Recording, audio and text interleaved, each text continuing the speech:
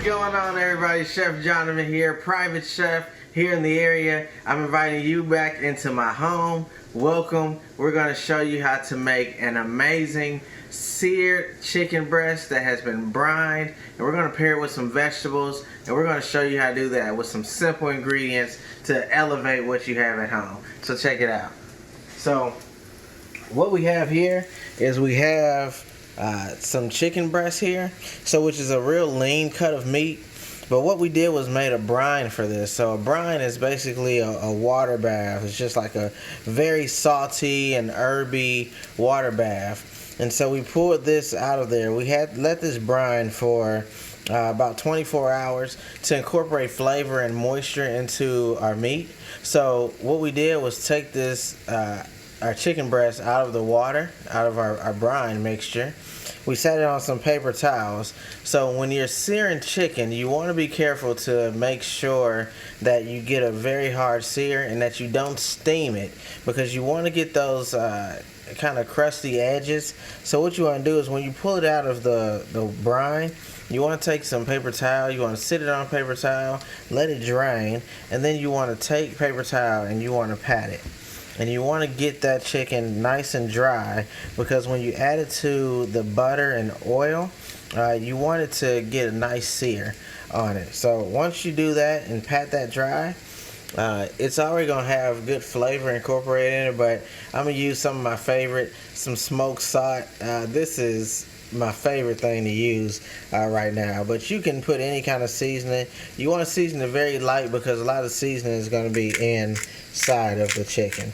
So I'm just going to crack a little smoked salt and a little white pepper onto my chicken, just to give it a good flavor crust on the outside.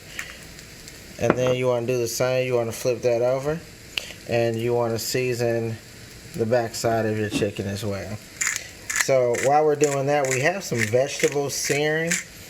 We have some asparagus and mushrooms that we'll use to pair with this.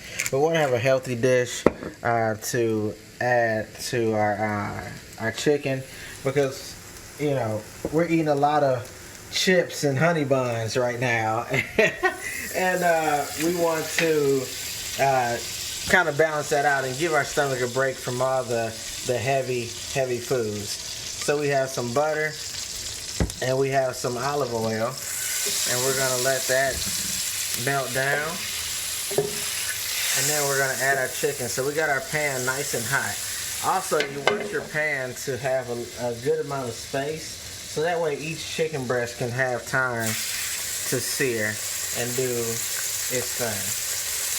So we're going to add our chicken there, and we're going to let that sear. So as that's searing, you want to get a nice brown color on this chicken here. So you're going to let it sit for just a minute, and as it sits, then you'll just kind of watch it. You'll cook this for about 2 to 3 minutes on each side. And basically you're going to just check it. You want to make sure that it gets a nice brown color on the outside of the chicken. So make sure that you have a pan with good room, so that way it has room to breathe, and any moisture that comes out will cook and it will evaporate out of the pan. And that way you can keep your dry skin, and that way you'll get a nice brown crust on the outside of your chicken. So once you do that, you're going to cook this chicken about 3 minutes on each side, or until the internal temperature reaches 165. So here you have your chicken with a beautiful sear. We added some Alfredo sauce. We have our seared chicken, asparagus, and mushrooms. So we just want to thank you for joining us in our kitchen. We just want to welcome y'all back anytime. We love y'all. Thank you for tuning in. Y'all have an amazing day.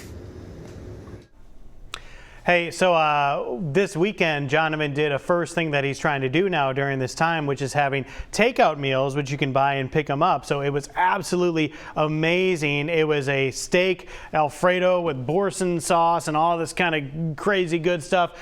He's going to have another one this Thursday. So if you're interested in tasting some of Chef Jonavin's food and you want to help him out, that would be great. So this Thursday, you can follow Jonavin Murray on Facebook. I think he might have a separate Jonavin Murray chef page, and Thrive is the name of his cooking business that he calls it. So follow one of those to keep up to date with him. Maybe once a week you can check out one of these great meals. His food is amazing, y'all. Some of the best food I've ever had has been in the Studio 10 kitchen that he's cooked. So make sure you check that out. You've got dinner planned for Thursday. There you go.